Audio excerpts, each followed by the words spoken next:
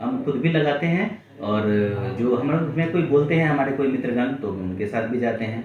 हम लोग रामकृष्ण मिशन आश्रम में भी जाते हैं।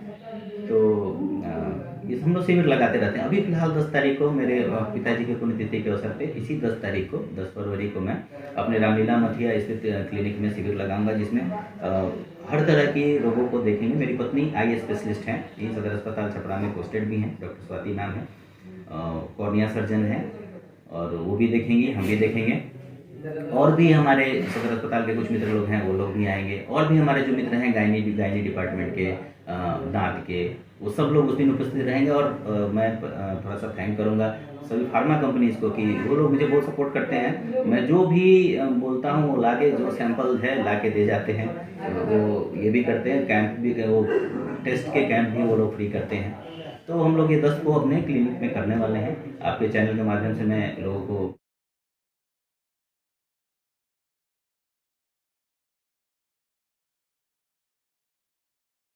नमस्कार बा प्रणाम बा तमाम जनता जनार्दन के हम उज्ज्वल निर्मल भोजपुरिया माटी न्यूज चैनल से चिकित्सा है महान कार्यक्रम में फिर एक छपरा के ऐसे सुप्रसिद्ध डॉक्टर के साथ आप सभी के साथ रूबरू करा रहे हैं।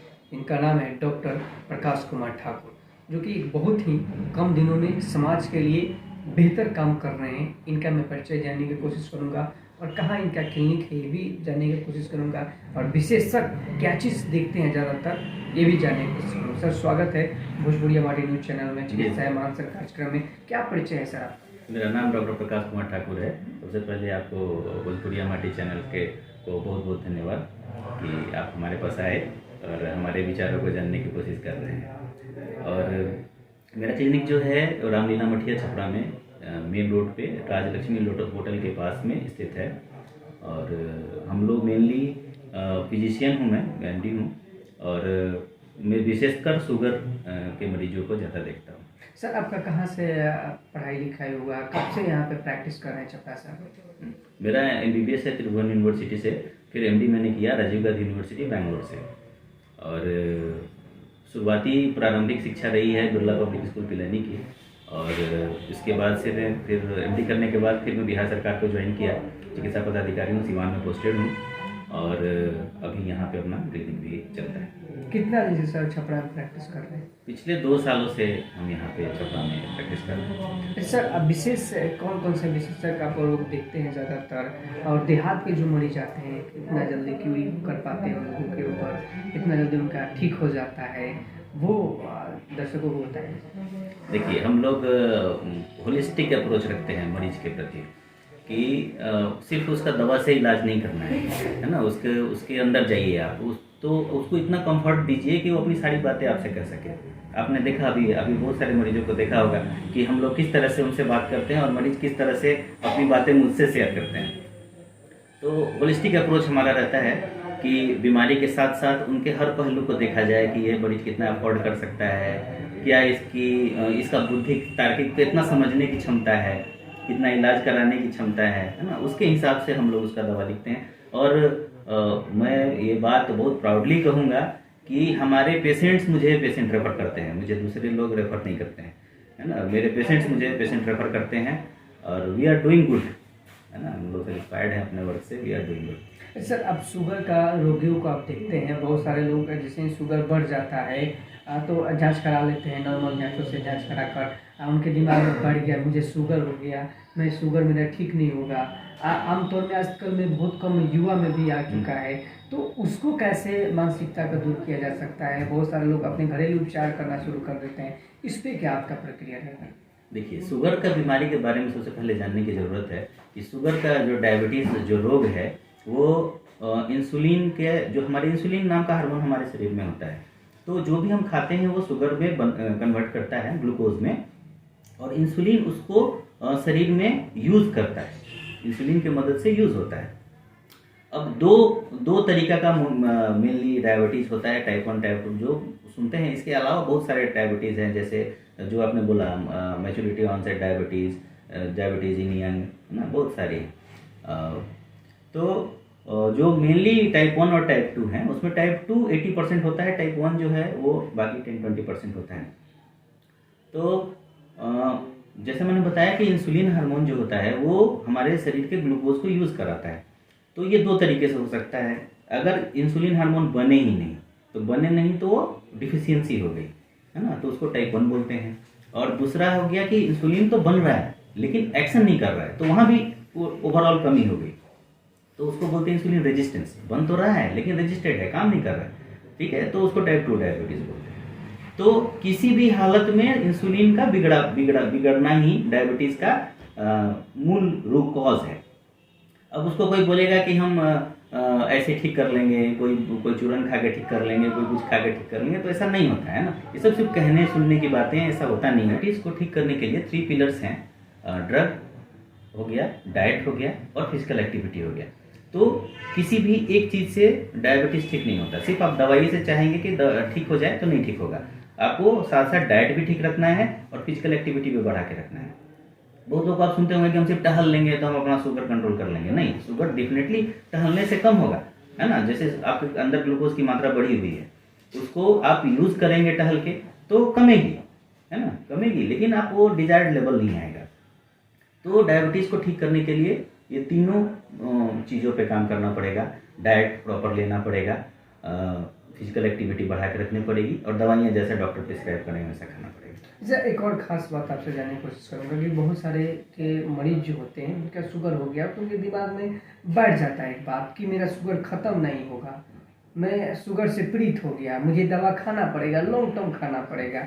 ये एक मानसिकता आम दिन जो मरीजों के अंदर ये बढ़ते जा रहा है, क्या ये सचमुच एफर्ट है कि वो हमेशा उनके लिए दवा लेना पड़ेगा? बिल्कुल, ये बहुत अच्छा क्वेश्चन आपने पूछा और मैं अपने हर मरीज को काउंसलिंग में ये बात बोलता हूँ, है ना। तो जैसे भोजपुरिया माटी है तो भोजपुरी में बोलूँगा मैं कि लोग कहता है कि हमारा जिंदगी भर खाए के पड़े दवाई, एगो एक जगह सब्जी कीन के घरे आवेला, चावल कीन के घरे आवेला, दवाई कीन के एक दिक्कत बा, है ना। तो होता ये है कि मैं पहले ही बताया कि डायबिटीज़ जो रोग है वो ठीक नहीं होता है, वो सिर्फ कंट्रोल होता है ना। आप दवा खाएंगे कंट्रोल रहेगा, दवा नहीं खाएंगे नहीं कंट्रोल रहेगा। तो इसलिए ये एक्चुअली क्या है कि इसमें दवा खाएंगे तो कंट्रोल रहेगा, नहीं खाएंगे तो नहीं कंट्रोल रहेगा। तो इसके लिए आपको दवाएं हमेशा खाना पड़ जाता है। आपको बीमारी ही तब हुई है जब आपके अंदर या तो इंसुलिन की कमी है या इंसुलिन का रेजिस्टेंस है, और दोनों खुद अपने आप दूर नहीं होगा, है ना। वो दवा देंगे तो ही वो दूर होगा, तभी इंसुलिन पर्याप्त मात्रा में आपके पास रहेगा और वो शुगर को कम करेगा। अच्छा सर एक और ख़ास बात जानने की कोशिश करूँगा, अगर शुगर किसी का हो गया तो शुगर का दवाई अगर नहीं ले रहा है तो क्या उसके साथ कोई और एफर्ट, कोई रोग उसके साथ एडजस्ट हो जाते हैं? नहीं, बहुत सारे कॉम्प्लिकेशंस हैं ना। डायबिटीज़ के क्या है कि बहुत सारे कॉम्प्लिकेशंस हैं, जैसे माइक्रो एंजियोपैथी, माइक्रो न्यूरोपैथी, है ना।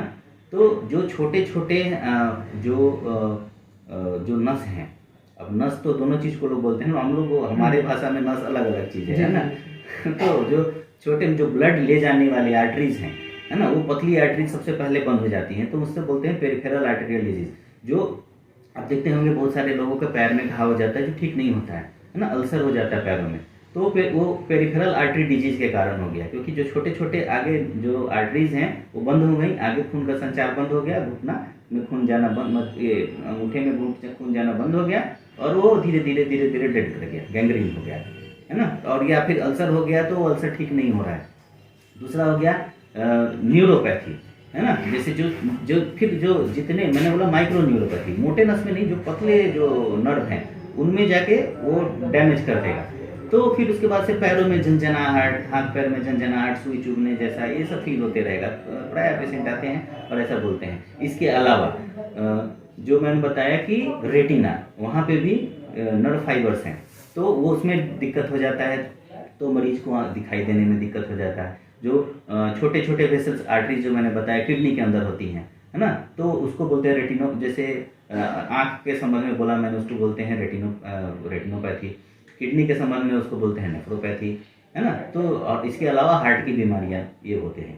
तो मैंने बताया जैसा कि हार्ट की बीमारी, किडनी की बीमारी, आँख से दिखाई न देना, पैर हाथ में घाव हो जाना, ये सब चीज़ें, और स्ट्रोक भी करा सकता है, जो लकवा जिसको हम लोग बोलते हैं वो भी करा सकता है। तो ये सारे कॉम्प्लिकेशंस डायबिटीज़ कंट्रोल नहीं करने के हैं।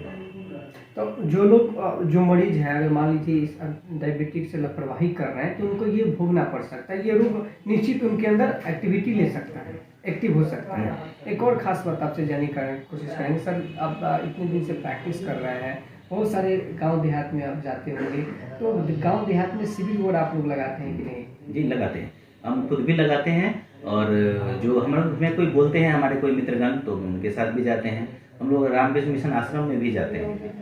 तो इस हम लोग शिविर लगाते रहते हैं। अभी फिलहाल 10 तारीख को मेरे पिताजी की पुण्यतिथि के अवसर पे, इसी 10 तारीख को 10 फरवरी को मैं अपने रामलीला मथिया स्थित क्लिनिक में शिविर लगाऊंगा, जिसमें हर तरह के रोगों को देखेंगे। मेरी पत्नी आई स्पेशलिस्ट हैं, यही सदर अस्पताल छपरा में पोस्टेड भी हैं, डॉक्टर स्वाति नाम है, कॉर्निया सर्जन हैं, और वो भी देखेंगे, हम भी देखेंगे। और भी हमारे सदर अस्पताल के कुछ मित्र लोग हैं, वो लोग भी आएंगे। और भी हमारे जो मित्र हैं गायनी डिपार्टमेंट के, दांत के, वो सब लोग उस दिन उपस्थित रहेंगे। और मैं थोड़ा सा थैंक करूंगा सभी फार्मा कंपनीज को कि वो लोग मुझे बहुत सपोर्ट करते हैं। मैं जो भी बोलता हूँ वो लाके, जो सैंपल है लाके दे जाते हैं। वो ये भी करते हैं, कैंप भी, वो टेस्ट के कैंप भी वो लोग फ्री करते हैं। तो हम लोग ये 10 को अपने क्लिनिक में करने वाले हैं। आपके चैनल के माध्यम से मैं लोगों को बताना चाहूँगा कि आप उस दिन आके लाभ ले सकते हैं। जैसे कि सर बता रहे हैं कि 10 तारीख को उनका पिताजी का पुण्यतिथि है, जिसमें हर साल 10 तारीख को ही यहाँ पे कैंप लगाया जाता है। 10 फरवरी को कैंप लगाया जाता है। तो आप सभी हमारे दर्शकों से निवेदन होगा कि आप ज़्यादा से ज़्यादा संख्या में हर रोग से ग्रसित, जो भी लोग शुगर से ज़्यादातर ग्रसित हैं, वो जल्दी से जल्दी संपर्क, या आँख की बीमारी हो वो भी जल्दी से जल्दी संपर्क कर ले। क्योंकि बड़ी सौभाग्य की बात होती है कि किसी डॉक्टर के क्लिनिक पर निःशुल्क कैंप लगे, और बिल्कुल डॉक्टर पति पत्नी दोनों, एक अलग विभाग है, दूसरा एक अलग विभाग में हो। तो आप सभी से दर्शकों से निवेदन होगा कि 10 फरवरी को आप सभी 10 बजे से लेकर 4 बजे तक ले कैंप की सुविधा दी गई है। तो अवश्य सर से संपर्क कर सके और उस दिन कैंप में आप लोग जुड़े। और कई कैंप में आप लोगों को बता दूं कि कैंप में कई रोगों का निदान के लिए निःशुल्क जांच की भी व्यवस्था है, वो भी आप लाभ उठा सकते हैं। एक और खास सर आपसे प्रश्न रहेगा कि शुगर के मरीजों के लिए, जैसे कि बहुत सारे अभी भी लोग एक एफर्ट उनके दिमाग में रहता है कि वंशज के द्वारा हो जाता है। मान लीजिए कि हमारे पिताजी को हो गया तो बेटा होगा, पोता का होगा। ये एक बहुत बड़ा फार्मूला आ रहा है, इस पर आपका क्या विचार है? होता है, डायबिटीज का फैमिली हिस्ट्री होता है तो होने की संभावना ज़्यादा होती है। जैसे हाइपरटेंशन, डायबिटीज़, ये सब कुछ रोग ऐसे हैं, मानसिक बीमारियां, ये सब कुछ ऐसे जो हैं, उनका हेरिडिटरी फैक्टर है कि अगर रहता है पेरेंट्स में तो चाइल्ड में ट्रांसमिशन का चांसेस ज़्यादा। 100% नहीं, 100% नहीं है, मतलब 40-60% परसेंटेज तो नहीं कह सकते हैं, है ना, क्योंकि ये तो रिसर्च का विषय है। रिसर्चर खुद नहीं बोलते हैं कि कितना परसेंट जाएगा, लेकिन चांसेस ज्यादा हैं। मैंने ऐसा कभी लगा है कि नहीं, कोई मरीज आया हो बोला कि मेरा पिताजी का था, मुझे भी हो गया? प्रायः होता है। चांसेस तो अब रिसर्च का मैटर है ना, कि फादर मदर में था तो कितना परसेंट गया, रिसर्च का मैटर है। तो ऐसा कहीं हम मुझे जानकारी नहीं है कितना परसेंट क्या का रिसर्चर्स ने दिया है डाटा। लेकिन हमारे यहाँ एस्टेब्लिश्ड है कि जिसका फैमिली हिस्ट्री होता है उसमें फैमिली हिस्ट्री में पॉजिटिव होता है, ज़्यादा होने का चांसेस होता है। छपरा शहर के लिए अभी कोरोना के बाद बहुत सारे लोगों के आवंटन हो चुके हैं, बहुत सारे लोग कीड़ी की तरह आगे बढ़ रहे हैं। तो उस कोरोना के बाद क्या एक्सपीरियंस रहा है अभी मरीजों का, क्या स्थिति बना हुआ है, आप दर्शकों को कुछ बता सकते हैं? नहीं, कोरोना के बाद तो ओवरऑल जो कहेंगे, मरीजों में अच्छी जागरूकता फैली है ना। कम से कम सरकार ने ये तो बताया ना कि स्वस्थ कैसे रहें, है ना, आपको लाइफ स्टाइल कैसे बदलना है अपना। अभी देखते होंगे कि लोग उठ के सुबह काढ़ा पीते हैं, बहुत तरह की बातें, व्यायाम करने लगे, बहुत सारी चीज़ें सुधर गई उस समय। तो ओवरऑल पेशेंट का अवेयरनेस जो है बढ़ा है कोरोना के बाद। और बीमारियां तो ऐसे आती हैं जाती हैं, ठीक है। मतलब छपरा शहर के लिए विशेष क्या फिर रहेगा स्वस्थ रहने के लिए? अपने घर में बहुत सारे डिजीज, बहुत सारे अलॉटमेंट हो जाते हैं, बुखार हल्की हो जाती है, लोग दवा ले लेते हैं, उनके लिए छपरा शहर के लिए खास क्या रहेगा? हमारा अपील रहेगा छपरा शहर के लोगों से कि आपको अपने मन से दवा नहीं खाना चाहिए, है ना। अभी जैसे कुछ दवाएं ऐसी होती हैं जो बहुत ज़्यादा यूज़ में आ जाती हैं, तो वो रेजिस्टेंट हो जाती हैं, है ना। हर दवा का एक निश्चित डोज होता है, टाइमिंग होता है, उस डोज से नहीं खाने से दवाएं रेजिस्टेंट हो जाती हैं। तो इसका खामियाजा भी मरीज को ही भुगतना पड़ता है कि जो सस्ती दवाएं हैं आप पे काम करना बंद कर गई, तो ऊंची दवाएं पे जाना पड़ेगा ना। तो जो आपका काम 100 रुपये में होना था आज कल 500 में होगा। तो अपने मन से दवा नहीं खाना है, जरूर किसी क्वालिफाइड चिकित्सक का मदद लें।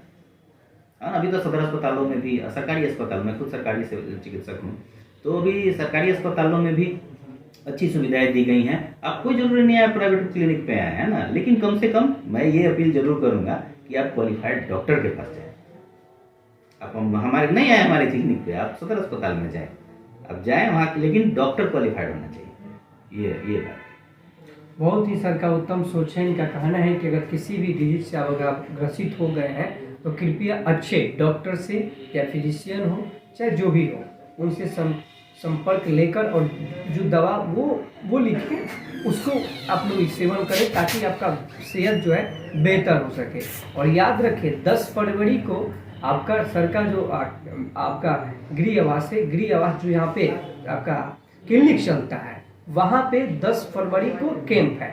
तो आप सभी से निवेदन होगा कि इस कैंप में भारी से भारी संख्या में आप सभी रजिस्टर कराएं और स्वस्थ होने के लिए, सुरक्षित होने के लिए निःशुल्क जांच शिविर का भी आयोजन किया गया, इसको जरूर देखें। और तमाम छपरा शहर के सभी चिकित्सा है महान कार्यक्रम को एपिसोड को लेकर सभी डॉक्टरों के पास हम लोग जा रहे हैं। आखिर उनका क्या एजेंडा है, क्या विजन है, किस रोग से देख रहे हैं, हर खबर आपको अपडेट मिल रहा है। सर जाते जाते खास अपील रहेगा कि आपका क्लिनिक कहाँ पे स्थित है और कहाँ, कितना और कौन कौन दिन आपका क्लिनिक चालू है?